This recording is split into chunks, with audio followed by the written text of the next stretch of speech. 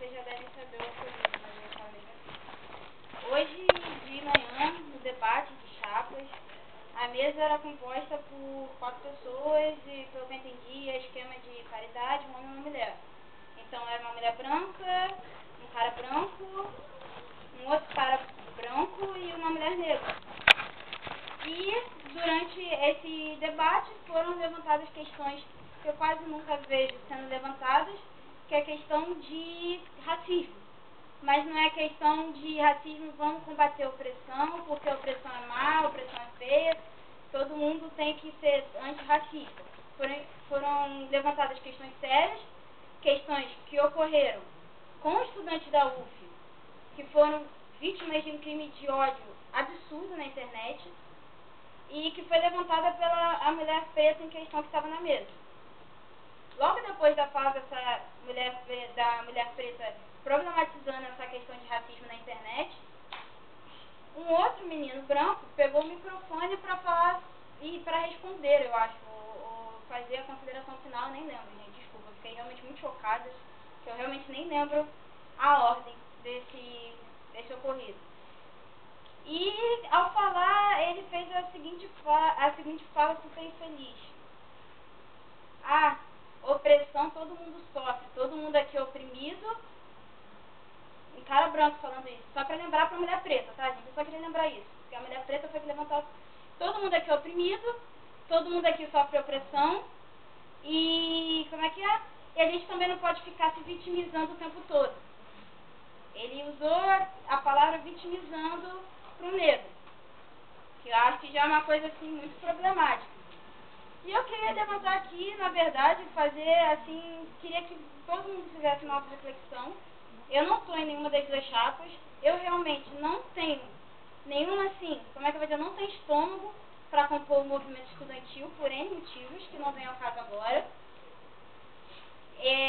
Mas eu queria levantar uma coisa muito engraçada aqui que acontece na UF, que é, todo mundo tem esse debate na ponta da língua, né, na ponta da língua de vamos acabar com a opressão, ser preta é bonito, ser preta é linda, eu vou botar dread, eu vou botar turbante, eu vou andar com umas batas aqui, porque isso, minha avó é negra, eu queria ter nascido negro, e isso daí. Mas eu acho engraçado que na hora de problematizar realmente, fazer autocrítica, que eu acho que é muito mais importante do que andar de dread, de turbante por aí ninguém bota a mão na consciência para fazer. E você ter uma coisa que para mim é muito raro, uma mulher preta tomando espaço de fala e espaço de destaque no movimento estudantil, porque isso é uma coisa que eu nunca vejo. Que é outra coisa engraçada. Os pretos geralmente se auto-organizam fora do movimento estudantil, mas isso é outra coisa que ninguém problematiza, né? Porque os pretos não se organizam dentro do movimento estudantil. Na hora que tem uma mulher preta com posição de destaque, ela é automaticamente uma fala depois da dela silenciada. Porque para mim, quando alguém fala que a pessoa está se fazendo de vítima, ela está silenciando o sofrimento da outra. Quer dizer que todo mundo é oprimido, então o sofrimento dela, ela expor o sofrimento dela é muito menor. É uma coisa que nem devia ser exposta, porque todo mundo aqui sofre a mesma coisa, né? Eu não vou entrar nessa escala de opressões, qual é a maior, qual é a menor, só achei isso um absurdo. Mas o absurdo não acaba aí. Depois que a fala foi feita, eu fui conversar com algumas pessoas da chapa em questão. Eu nem vou falar com a chapa, eu acho que se a chapa quiser depois falar, eu acho que é válido, né? Acho que é o mínimo de dignidade que essa chapa racista, porque se ela estava sentada na mesa, representando a chapa e fez uma fala racista, para mim a chapa é racista. Então, depois que eu fui pedir para conversar com essa pessoa, com esse homem, ele virou para mim e falou assim: isso é uma questão de interpretação, você me interpretou errado, não foi isso que eu quis falar, por favor, você não acha que você tem assim também que levar para esse lado, que é outra coisa muito engraçada, né? Porque eu acho que quem é preto aqui está acostumado a essa questão de quando você vai falar pro agressor, pro opressor, que ele foi opressor, ele vai falar: não, era só uma brincadeira, você me entendeu errado, as coisas não são bem assim, não leva pro lado radical. E aí a gente conversa, porque eu ainda tentei ser didática, né? A gente tenta ser didática e tentar mostrar pra ele que não, por favor, me ouve, deixa eu te mostrar o quanto você foi racista, porque é isso, eu tive que implorar praticamente para explicar pra ele por quê. Eu vi outras falas interessantes, como por exemplo, mas você falando isso, você está deslegitimando a nossa luta diária do país. E tipo assim, você mostrar que teve uma fala racista, quer dizer que eu estou deslegitimando uma outra luta que pra mim não tem nada a ver com o que eu estava falando. O que eu tenho que fazer? Eu tenho que ficar quieto, então. É isso? É isso que esse é o papel do preto na universidade, é discutir, é ser o objeto de discussão, é estar sempre sendo posto em pauta pela branquitude da faculdade, que eu acho que a maioria aqui é branca, e não é espaço de fala. E só para concluir, com uma fala que eu ouvi depois, que eu quero que todo mundo reflita, porque acho que é uma fala que também mostra muito o papel do preto no movimento estudantil, fica tranquila, pelo menos vai ter um preto à noite na mesa. Então é esse o papel do preto para vocês. Foda-se a chapa. Esse é o papel do preto para vocês do movimento estudantil. É estar na mesa para mostrar que a chapa majoritariamente branca não é racista. Eu não queria aplausos de ninguém. Eu só queria que vocês realmente botassem a mão na consciência para ver o quanto esse discurso de vocês é superficial. De verdade, só isso que eu queria.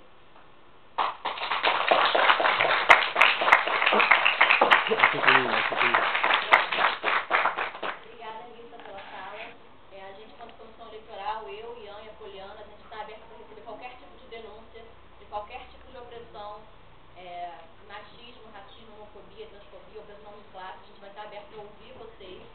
A Lisa apresentou para a gente a denúncia hoje, a gente abriu espaço para ela falar. Então, hoje, ao longo do debate, depois do debate, ao longo dos dias de votação, a gente vai estar aberto.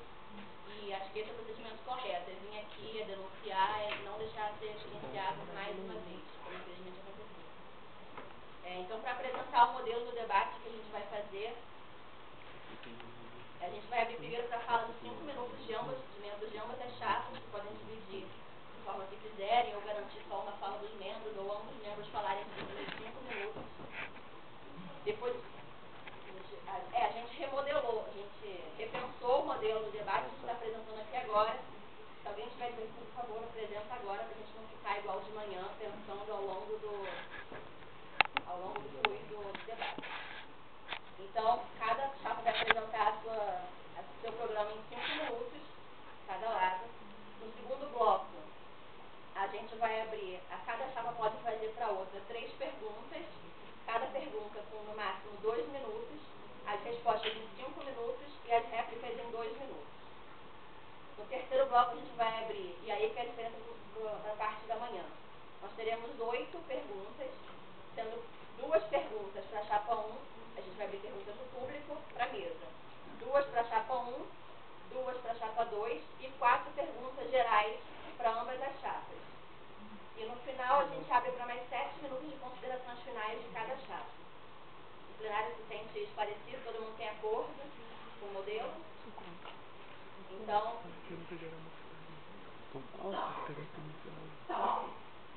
a gente vai ter que fazer o sorteio das chapas para ver em que ordem elas começam. Porra, essa luz tá uma merda, né? Quem começou de manhã? A chapa 1 começou de manhã. A chapa 2 pode, por favor, começar agora com isso. Então, gente, boa noite a todos. Espero que consigam me ouvir aí atrás. Em primeiro lugar, eu vou dizer que toda essa questão que aconteceu nos últimos dias em relação ao movimento negro realmente me deixou bastante chateado, assim, até porque uma pessoa da nossa chapa, enfim, acabou sendo digamos assim, sendo atacada nessa questão. É uma pessoa com quem eu conversei e realmente a gente repudia esse tipo de coisa. Mas vamos tentar apresentar aqui a nossa chapa, rapidamente. Nós temos a chapa 2, né, a gente é uma chapa de oposição, né, e é um grupo de mais ou menos de 4, 30 pessoas, né, que na verdade se juntou um pouco sem se conhecer, na verdade. A maior parte da chapa não se conhecia e foi se articulando realmente por esse sentimento de que não está bom. As coisas não andam bem no nosso curso na parte do CA. Eu acho que existem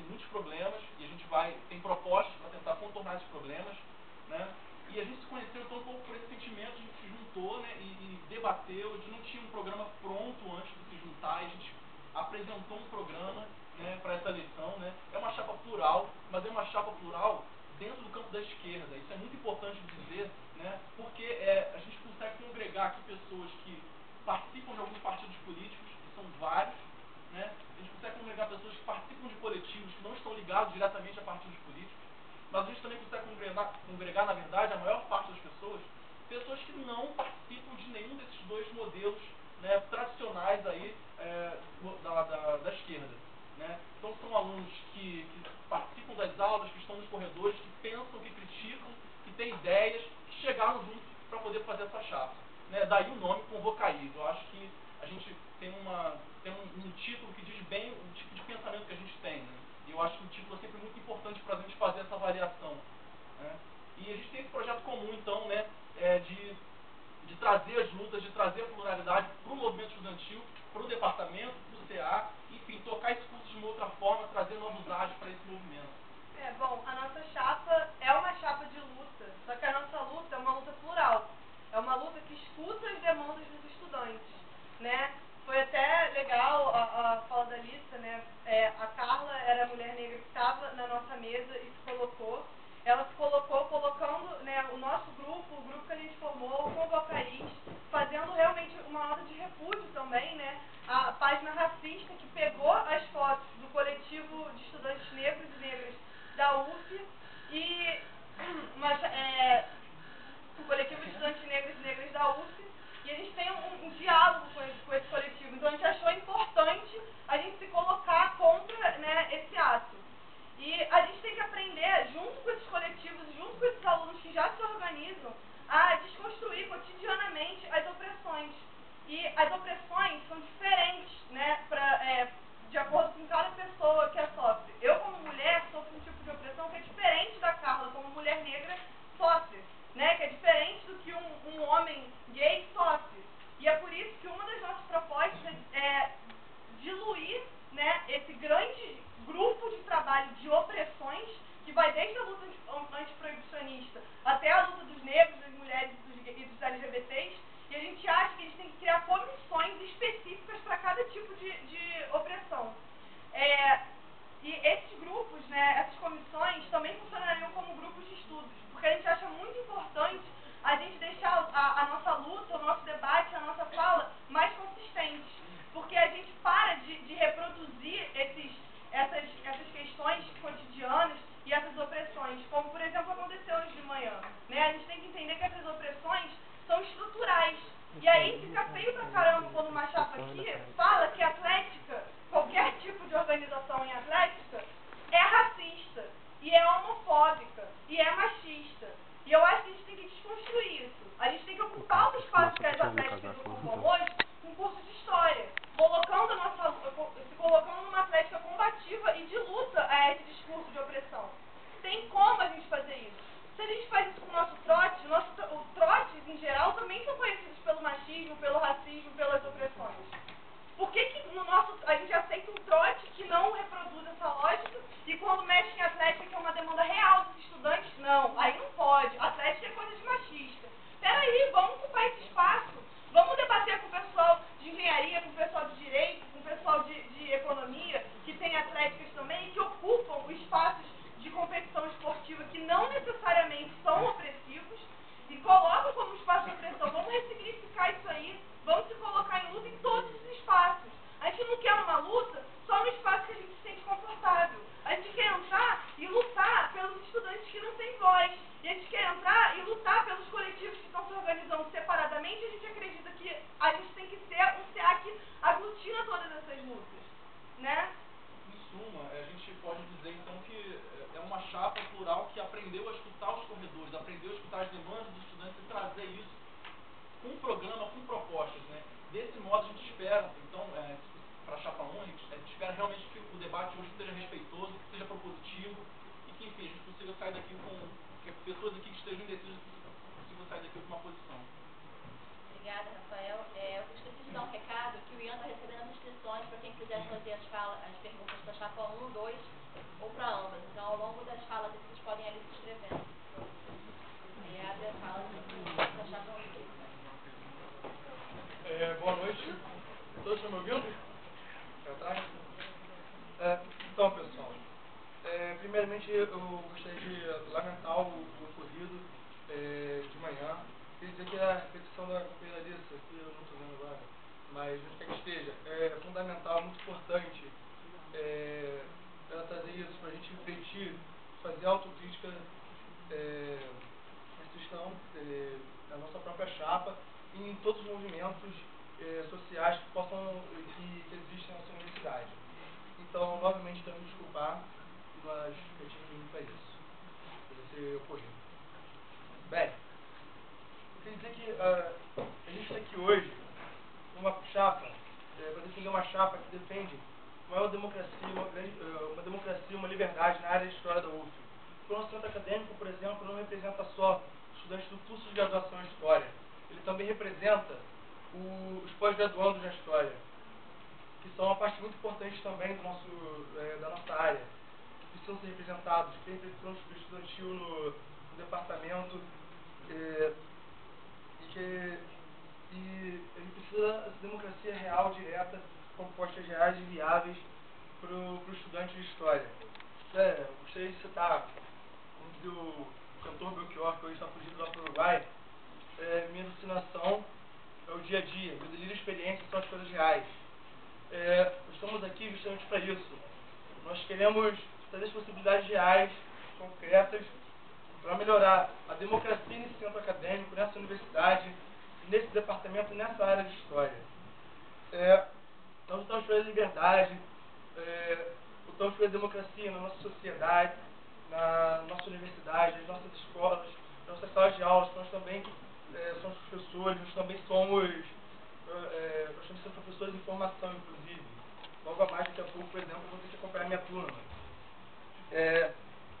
Nós temos uma proposta bem crítica, que é a questão que nós não achamos, porque nós sermos trabalhadores, por sermos filhos de trabalhadores, nós merecemos um currículo precarizado, um currículo que, em qual a licenciatura ele retira a reflexão teórica, a reflexão crítica, que é tão importante, tão cara para nós e para a sala de aula. Nós não achamos que as crianças estão naquela sala de aula, que elas merecem menos. Nós temos que ter fé e esperança nessas crianças, nesses adolescentes, na nossa profissão. As nossas propostas não estão penduradas no céu, não estão para além do que a vista alcança. As propostas são reais, são concretas. A gente quer, para as nossas assembleias trimestrais, garantir que os alunos que estão aqui hoje, alguns talvez não tão cheios quanto devia estar esse debate aqui, porque os professores não liberaram o turno, por exemplo. Nós queremos, para as assembleias ordinárias, trazer mais democracia, fazer com que os estudantes debatam amplamente o seu curso. Nós queremos, que o nosso grupo de trabalho, os estudantes debatam e hajam sobre sua realidade junto com os outros colegas. Nós queremos o autofinanciamento para melhorar nossos passos que já existe e para implementar os passos que a gente quer conseguir também. Nós queremos trazer, por semana, falar para o professor da escola com voz de fato aqui dentro nessa universidade. Queremos fazer extensão popular, com cursos livres, com pré-universitário que já teve aqui e que por uma questão de espaço teve que acabar. Queremos fazer aulas públicas, esse tipo de iniciativa. Em suma, a nossa chapa, galera, é plural sim. Tem muita gente aqui que pensa diferente, que discorda, que está nas reuniões, que tem várias atividades também, que todos nós temos. A gente sabe como é difícil permanecer aqui dentro da universidade. Como é difícil para todos nós, porque a gente trabalha, nós mulheres muitas vezes temos que cuidar da casa, tem gente que tem filho. Como é difícil estar aqui dentro da universidade. E o centro acadêmico, a gente vislumbra que é uma ferramenta fundamental para a luta dos estudantes. Para a gente discutir as questões internas do nosso curso, sim, ir lá no departamento e disputar o nosso curso, para que ele seja cada vez melhor, para que aqui dentro se formem professores cada vez melhores, que vão para a realidade interferir de forma concreta, que consigam trabalhar documentos em suas salas de aula, que consigam mostrar para os alunos que eles podem ser mais sim, e que há outra perspectiva. E aqui o Centro Acadêmico de História é uma ferramenta fundamental para levar essa voz das pessoas, para levar uma formação que seja completa, para mostrar que o Centro Acadêmico tem que agir dentro do curso, mas tem que agir fora também. Tem que dar a perspectiva de que aqui dentro a gente não está formando pessoas para uma ilha, a gente está formando pessoas para interferirem na realidade concreta do estudante. E como a gente faz estudantes que aqui dentro estão se formando para serem professores atingirem essa realidade. Quando a gente coloca extensão popular, quando a gente coloca que para as pessoas trabalharem num pré-veste, para as pessoas irem para as ruas com CAIS nas ruas, para elas poderem ter a prática docente no dia a dia, com fala professor. Então as propostas são reais, são concretas, e a gente quer estar com vocês no dia a dia, construindo um centro acadêmico cada vez mais aberto e democrático. Obrigada, Lara. A gente abre agora para a parte de perguntas entre as chapas. Como a chapa 2 começou pela manhã, agora a chapa 1 pode começar com uma pergunta de no máximo 2 minutos. A chapa 2 responde em 5, réplica de 2. Pergunta bem rápida, né? O que vocês acham que a democracia representativa do Departamento de História é melhor que a democracia direta aplicada atualmente?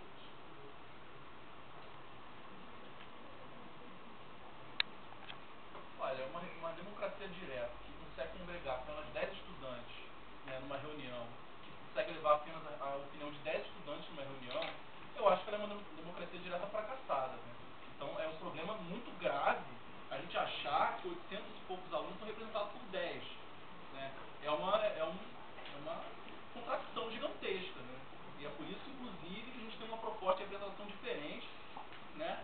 É uma gestão diferente, uma gestão que abre outros espaços, né, para que fóruns, formulários do Google que são possíveis, fazer listas de e-mails, né, propostas que a gente vai esquematizar ao longo da nossa discussão, né, e que vão abrir esse curso, de fato, para várias opiniões. A gente acredita nos estudantes da história. Eles não precisam de uma vanguarda, eles não precisam de gente iluminada guiando os caminhos desse curso. As pessoas pensam, são bons, a gente acredita nos nossos colegas. E eu acho que isso piora ainda, Lara, a forma como vocês se dizem abertos, né? Como vocês se dizem representativos do curso. Eu não acredito que vocês são representativos. Eu não me sinto representada pela gestão atual e creio que muita gente está descontente também, né? Eu acho que a gente tem que primeiro colocar assim, já na campanha para entrar, você já coloca que existe um papo reto e um papo torto. Isso, você já está diferenciando o estudante, você já está excluindo o estudante que discorda. Eu acho que a gente tem que se colocar como centro acadêmico representando a maior parte dos estudantes de história. Se existe um papo torto, eu não vejo dessa forma. Eu vejo que existem dois papos diferentes que estão dentro do curso e precisam dialogar e precisam chegar, se não no consenso, tem que ser representado nas reuniões do departamento. E não são só dois papos, né, gente? É muito mais. Quase 900 alunos, a gente não pode acreditar que existe um papo reto e um papo torto. A gente tem que aprender a ouvir mais, né? O centro acadêmico tem que aprender a dialogar mais, o centro acadêmico tem que buscar mais o estudante, ao invés de responsabilizar o estudante que elegeu vocês para representar eles, do próprio estudante não ser participativo. Olha, se vocês se colocam como representantes do estudante, vocês têm que representar. É papel de vocês sim se colocar. Só que é se colocar ouvindo todo mundo. É se colocar ouvindo as diferentes vozes, não criminalizando quem discorda de vocês. E não colocando como se quem discorda tem papo torto, como se quem discorda está mentindo, como se quem discorda não merece representação. Eu acho, assim, uma atitude extremamente arrogante e extremamente... É engraçado, né? Vocês falam que a gestão de vocês é aberta, mas isso é abertura? Quando a pessoa se coloca de forma diferente, vocês falam que eles estão defendendo projetos exclusos. O nosso projeto está no nosso programa. O nosso programa está desde o início da campanha. A gente não foi lançando proposta no Facebook de acordo com as discussões do Facebook, não. O nosso programa está ali estruturado no nosso site. O nosso programa representa as diversas vozes que estão sendo silenciadas por vocês há tanto tempo. E aí eu acho que o CA tem que se colocar mais plural para os diferentes estudantes e a gente tem que ter na nossa cabeça que não existe papo reto e papo torto. Existem papos diferentes, existem papos que representam os estudantes que são plurais no curso de História e a gente tem que se colocar representando esses diversos papos. É isso. Falta um minuto e meio. Então, eu desafio os estudantes a darem uma visitada na página dos nossos colegas aqui, na nossa, e vejam as datas das postagens, percebam em que medida a acusação que a Chapa 1 faz a gente, de que nós somos oportunistas, né, ela cola na gente ou neles, né, na medida em que existe, de fato, uma certa desonestidade na parte de vocês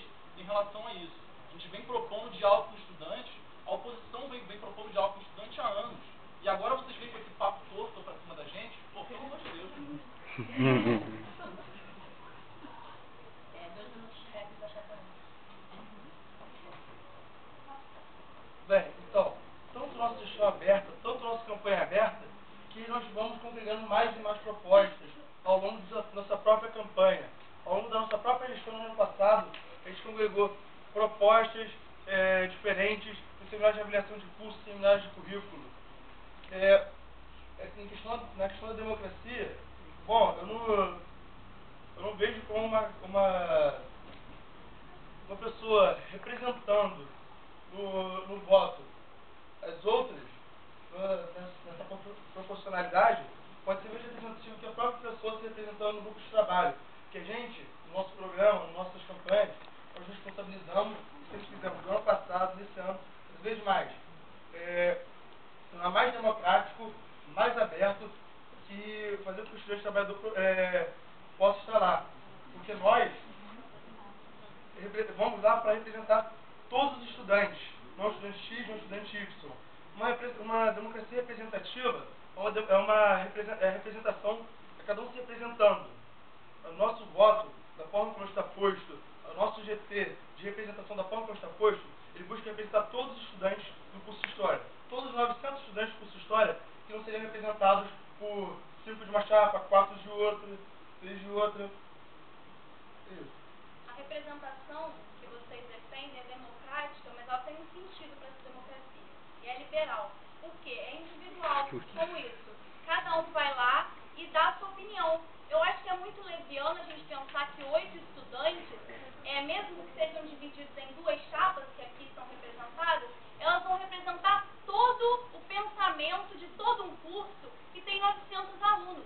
Tem muitas pessoas que nem votam nessa eleição, tem pessoas que pensam realmente diferente. E como é que a gente vai atingir esse estudante? Como é que a gente vai poder fazer ele ter voz? A partir de uma reunião democrática, no qual todo mundo possa ter voz, tem voto, possa discordar, possa dizer o que quer como perspectiva do seu curso. E como a gente vai avançar para as pessoas poderem estar participando cada vez mais desses espaços? É concreta a nossa proposta. Assembleias ordinárias que são fixadas, que vão ser levadas ao departamento, GTs cada vez mais ativos, com planos em movimento. É isso que a gente quer colocar para vocês. É um centro acadêmico que vai avançar, que avançou muito, mas quer avançar ainda mais. Obrigada, Lara. A gente abre agora para perguntas de 2 minutos da chapa 2. Tá, então, você falou, né, do grupo de trabalho, todo estudante tem direito a voz e voto. Na nossa proposta de gestão também, todo estudante vai ter direito a voz e voto. Só que um grupo de trabalho ou uma reunião marcada 2 dias antes da reunião de departamento, 2 horas da tarde, não necessariamente vai chegar num consenso entre os estudantes. E aí eu pergunto para vocês acreditam que um voto em bloco, um voto homogêneo, né, que representa uma visão, porque o voto de vocês representa uma visão, porque no final, com todas as questões vocês chegam a um consenso? É importante a gente colocar aqui que o voto proporcional, a gente pode acabar votando em bloco se chegar num consenso. Agora, e o voto em bloco? E se não chegar ao consenso? A gente cala uma minoria? Eu acho complicado isso daí, né? Então eu quero perguntar para vocês, se vocês acreditam que o voto em bloco consegue representar, né, quase 900 estudantes de História, e qual a dificuldade de vocês para aceitar vozes diferentes, né? Vocês acreditam que apenas uma opinião é realmente o caminho mais democrático? Então, eu acho que você menciona o consenso na reunião do GT porque você não frequenta, porque nesse espaço há muito dissenso, a gente vota, a gente muda de opiniões, a gente busca favorecer todos os estudantes que estão aqui. A gente não pensa de acordo com nossas propostas, nós pensamos trabalhando junto com a comissão acadêmica, junto com o departamento, comissão de pessoal. Nós não estamos aqui para defender uma proposta fechadinha, vinda de algum lugar. Nós estamos aqui para defender uma proposta de democracia direta, que o estudante possa vir sim essa reunião, dar sua opinião sobre isso. Nós estamos com essa proposta da Assembleia Ordinária, que os professores liberam, na qual os professores liberam os alunos para participar dessas assembleias, liberando esses alunos poderem participar e discutir amplamente o seu curso, o seu currículo, assim como foi no seminário de curso de currículo, as pessoas discutiram amplamente o curso e o currículo em 2 horários, como está sendo esse debate aqui também, como foi o seminário de currículo, de curso e minuto. E o nosso voto em bloco, sim, ele é democrático. Por quê? Porque nós decidimos ele no grupo de trabalho aberto, onde todo estudante pode participar. É muito engraçado ouvir isso, que nós não aceitamos opiniões divergentes, mas esvaziar o espaço de um centro acadêmico só porque você não hegemoniza ele, tem alguma coisa, né, complicada aí. O que a gente tem que pensar? Qual a perspectiva que a gente tem que ter nisso? A gente não tem medo de vozes diferentes, não. Sabe por quê? Porque nós somos compostos de vozes diferentes. Quem está na nossa chapa é composto de vozes diferentes, de períodos diferentes, com interesses diferentes, com vontades diferentes. Homogeneizar, olhar para todo um bloco e falar que ele é todo mundo igual, é muito leviano, muito leviano. E é por isso que a gente faz a defesa de que o centro acadêmico seja aberto, as reuniões de GT são abertas, e a gente quer que as pessoas participem cada vez mais, e as ferramentas para isso têm que ser concretas, não pode ser só um discurso. E a gente apresenta essas ferramentas para fazer as pessoas cada vez se empoderarem mais e terem a certeza de que elas podem discutir política no seu curso, que elas são capazes de discutir isso, porque aqui a gente não pode subestimar o estudante de história, que é um estudante que tem muita potencialidade e que a gente quer explorar isso cada vez mais. A gente quer que eles estejam cada vez mais nos espaços, e é por isso que a gente está apresentando essas propostas concretas. Sabe por quê? Porque é isso. Ter medo de outro papo? Que absurdo. Não, o papo aqui é errado. Sabe qual é o resto? É a democracia. É a democracia, é a pluralidade. É pra gente avançar cada vez mais. Então é isso. É um GT aberto, sim. É um GT democrático, sim, com várias vozes, e que é sempre pautada por estudos concretos, que são feitos a partir da comissão acadêmica, da comissão de pessoal, quando a gente estuda, para onde falta professor, aonde a graduação está sendo ruim, o que a gente pode fazer, quais as perspectivas para o nosso curso, e coloca em prática, leva esses estudos para os estudantes, socializa na página do CAI. Mas a gente acha que a gente tem que avançar mais, avançar cada vez mais. E como isso? Com as nossas propostas concretas.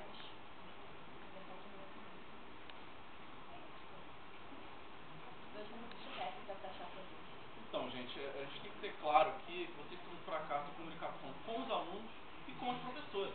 Tem que ser sincero, entendeu? A clareza disso é quando eu vejo a campanha do aumento pela representatividade no departamento. Foi uma piada. Vocês foram massacrados porque vocês não são organizados. Vocês não sabem fazer política. Vocês têm uma reunião de 10 pessoas e continuam batendo que a gestão de vocês faz sucesso, que está tudo beleza, e que agora vocês vão começar a pensar a democracia.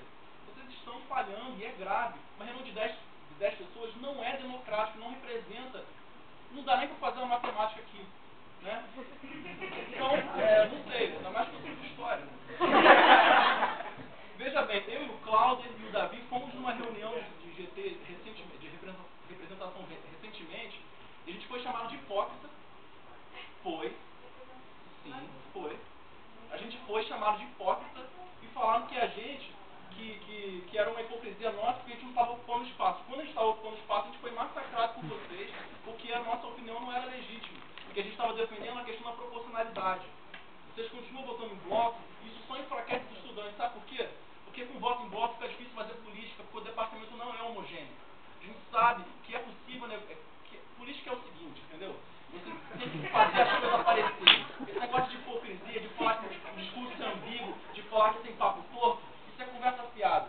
Sabe o que é? Política é aparência, é debate, é argumento, entendeu? Então é isso, você tem que aprender a fazer isso. E a gente só consegue fazer argumentação política no departamento, sabe quando? Sabe quando a gente começar a escutar os estudantes. São 800 e poucos estudantes muito bons, eu acredito nos meus colegas. É isso. E é só uma última coisinha, né? Que vocês falam que todo mundo que está aqui é representado, todo mundo que pode estar presencialmente na reunião de 2 horas da tarde, né? 2 horas da tarde de reunião, e vocês acham que todo mundo é representado numa reunião de 2 horas da tarde, e vocês vêm com o papinho de defender as coisas de trabalhador? Ou marcando reunião importante no horário comercial? Sem fazer uma votação no Facebook para ver qual é o melhor dia, o melhor horário para a galera? Sem fazer mais de uma reunião? Sem apresentar a pauta antes para já começar a discussão no Facebook? É isso que é representar o estudante? Eu acho isso bem complicado. 2 minutos para achar para fazer perguntas. Então, toda a questão da política é ser aparência, então vocês podem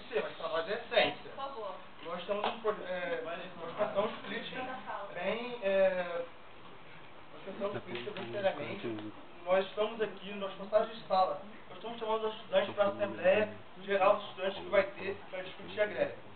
Política para você é aparência, é fazer constar de professor, para a gente não é. A pergunta é a seguinte: como o simples aumento de matérias de ensino de história, de fato, auxiliariam de forma eficaz na formação de professores, sendo que o quadro de docentes do departamento não se alteraria?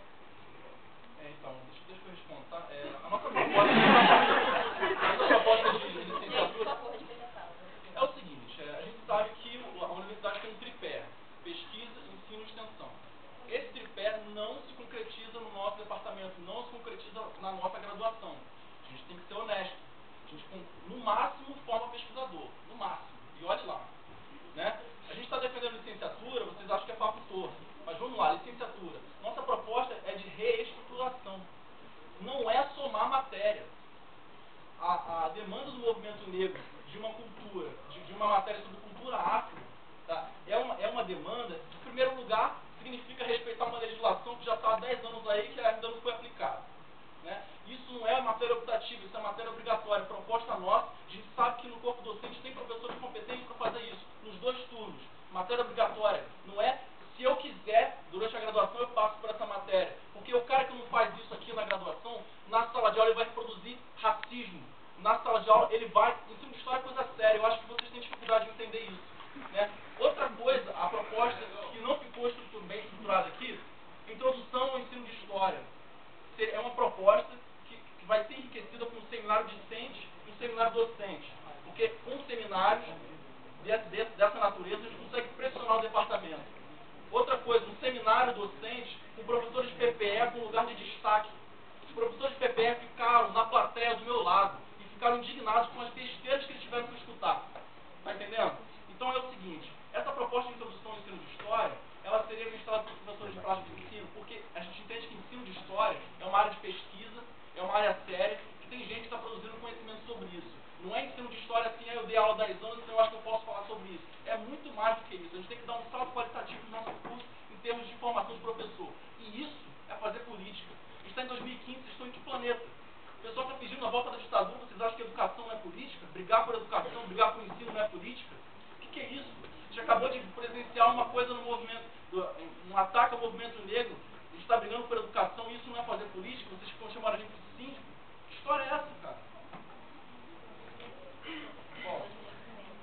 Não, a gente acha importante, né, bater nessa tecla que fortalecer a licenciatura é real no nosso curso.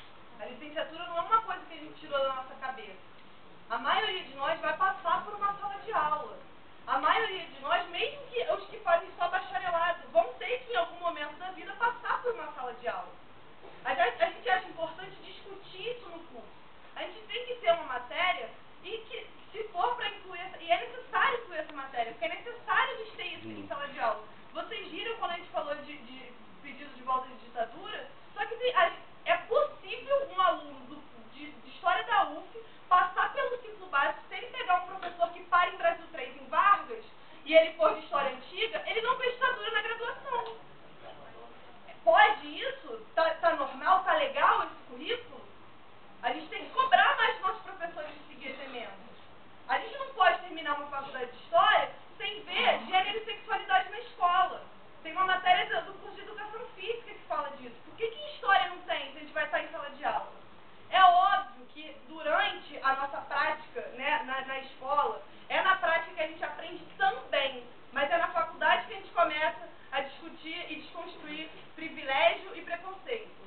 É na faculdade que a gente começa a se colocar no nosso lugar de educador, além de reprodutor. A gente quer um professor de história crítico, mas essa crítica tem que passar por toda essa desconstrução. Senão a gente vê gente em debates de centro acadêmico de história reproduzindo racismo. E aí isso fica normal, e aí isso fica legal, porque você vai aprender na prática. Como assim você aprende isso na prática? Isso tem que ser desconstruído, isso tem que ser combatido dentro da universidade. Isso é uma luta nossa, e isso deixa claro que a nossa luta é plural. O currículo tá bom, a gente sai aqui, professor formado, eu não me sinto preparada para entrar numa sala de aula. Isso não é uma questão minha, isso é uma questão de vários alunos. Isso é uma questão, e principalmente dos alunos da noite. Quem quer pesquisar gênero e sexualidade à noite, não tem matéria disponível à noite. Com a vitória da oposição, da antiga oposição no seminário de currículo, a gente conseguiu ter instrumental de manhã e à noite, porque instrumental não tinha de manhã e à noite. E a turma da noite é sempre precarizada, instrumental de educação, né? Não tinha de manhã e à noite. E agora os professores estão tendo que botar de manhã à noite, o departamento está tendo que botar de manhã à noite. Fazer política com o departamento não é encarar o professor como inimigo. É a gente ver possibilidades de construir junto uma graduação mais plural. É a gente ver possibilidades de construir junto um ensino de história, um campo de ensino de história aqui dentro da UF. Então, é engraçado como vocês falam que vocês não têm voz, não podem falar, e acabaram de falar sobre uma atuação de vocês no seminário de currículo. Ou seja, vocês têm voz, vocês têm essa possibilidade. O que o Rafael falou de que professores de prática de ensino, seminários de currículo, de avaliação de curso, ficaram só na plateia, isso é uma tremenda mentira. Porque houveram grupos de trabalho junto da comissão docente estruturante, que é a comissão que tem aqui no departamento, de alunos com professores daqui e professores de educação. Tanto o professor Everardo fez parte desse grupo de trabalho.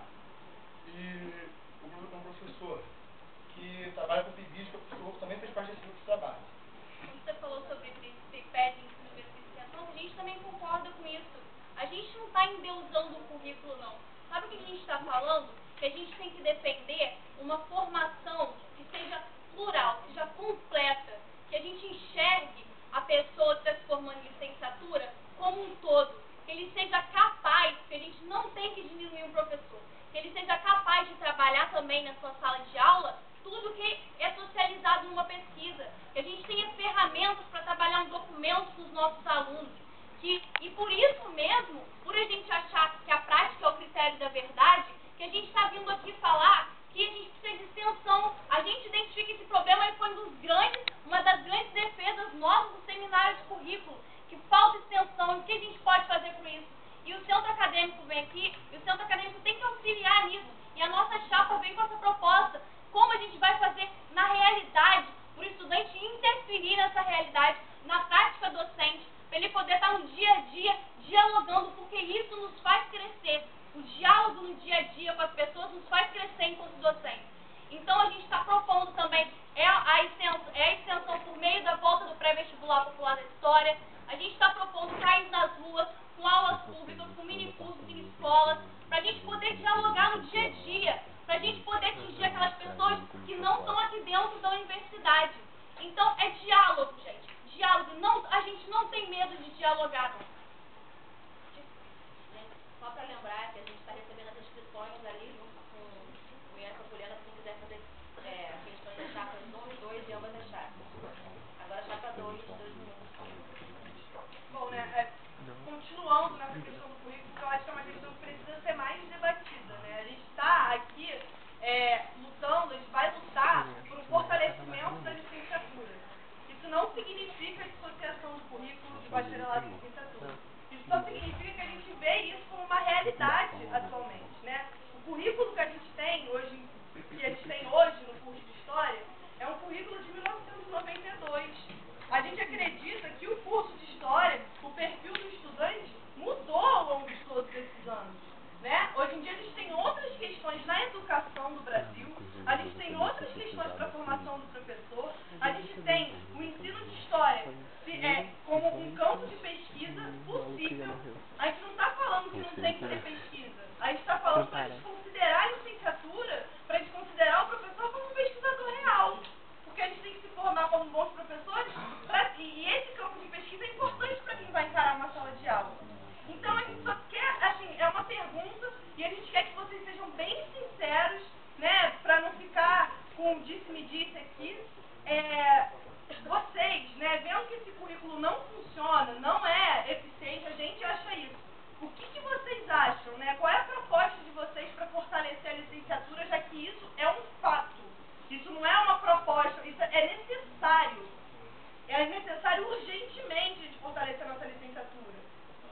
A minha pergunta é em relação a isso. Vocês acham que o currículo está bom? Vocês acham que esse currículo é eficiente? E vocês acham, que nem vocês falaram em sala, que nem vocês repetiram na campanha, que o ofício de professor se aprende só na prática? Essa a minha pergunta. O currículo está bom para vocês? Está legal do jeito que está? É isso. Então, esse currículo, desde a época que ele foi implementado, desde antes, ele foi implementado no ano de 1994, esse curso, ele vem sendo debatido, ele foi mudado diversas vezes, de acordo com as necessidades dos estudantes. Nós nunca blindamos esse currículo, não. Nós defendemos ele porque nós acreditamos que esse currículo, ele sim, permite a formação teórica, formação crítica do professor. Nós defendemos uma licenciatura que proporcione o professor, assim como ele deve proporcionar ao aluno, a liberdade de pensamento. Porque se vocês, como você disse, como o Rafael disse, o aluno que entra aqui tem que ter desconstruído o racismo, machismo, homofobia em si, e dizem ainda que tem fé nos estudantes, para mim isso não parece fé. Achar que todo mundo que vem do ensino público já tem em si o machismo, a homofobia, o racismo incutido, demonstra uma falta de fé, na verdade, uma falta de esperança. Esse currículo já passou por diversas alterações. Não se engane achando que isso é um currículo blindado, que nunca sofreu alterações. Se vocês pegarem o próprio projeto crítico-pedagógico do curso. E é interessante, vamos pensar então no que todas essas questões perpassam, né? O que perpassa a formação de um professor aqui dentro do História U? Hoje é regulamentado no nosso departamento que parte das aulas que os professores dão sejam destinadas para o dia a dia da sala de aula. E sabe o que a representação estudantil faz? Fez no seminário de currículo e continua fazendo? É brigando que isso seja cumprido.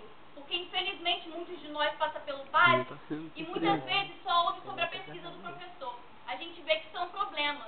Mas como é que a gente vai avançar quanto a isso, né? A gente não pode simplesmente jogar todos os problemas que a gente tem na formação docente completa no currículo. A gente tem que avançar. E tem que avançar como?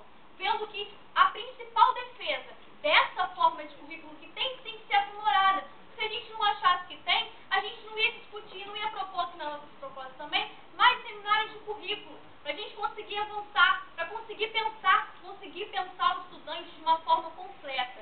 Todo professor é um pesquisador e todo pesquisador tem que ser um professor.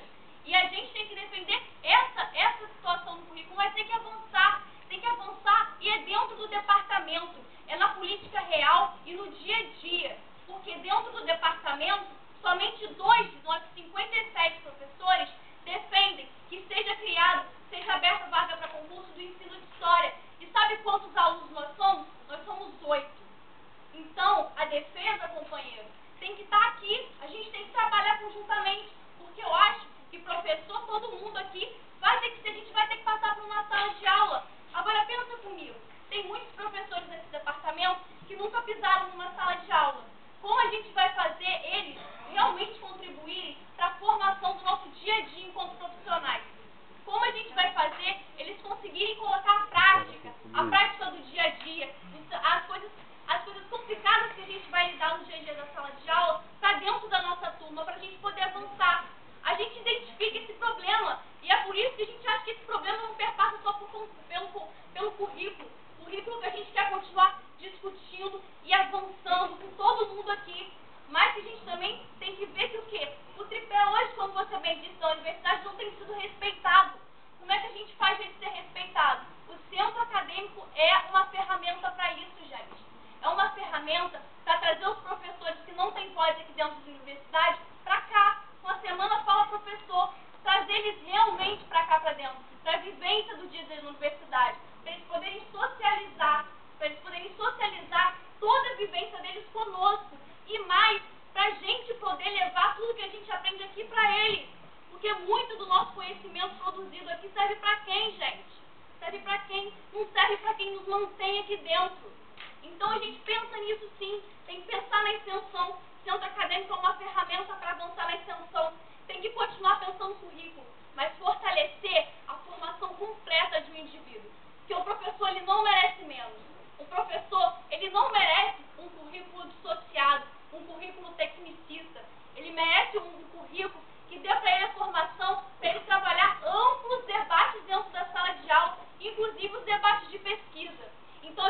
pensar no currículo sim, mas para isso a gente tem que estar com vocês também, lá dentro do departamento, como a gente faz, como a gente ouve muitos professores que dizem pra gente não pegar mais aulas com eles, porque eles não vão mais, porque eles vão nos reprovar, como já aconteceu muitas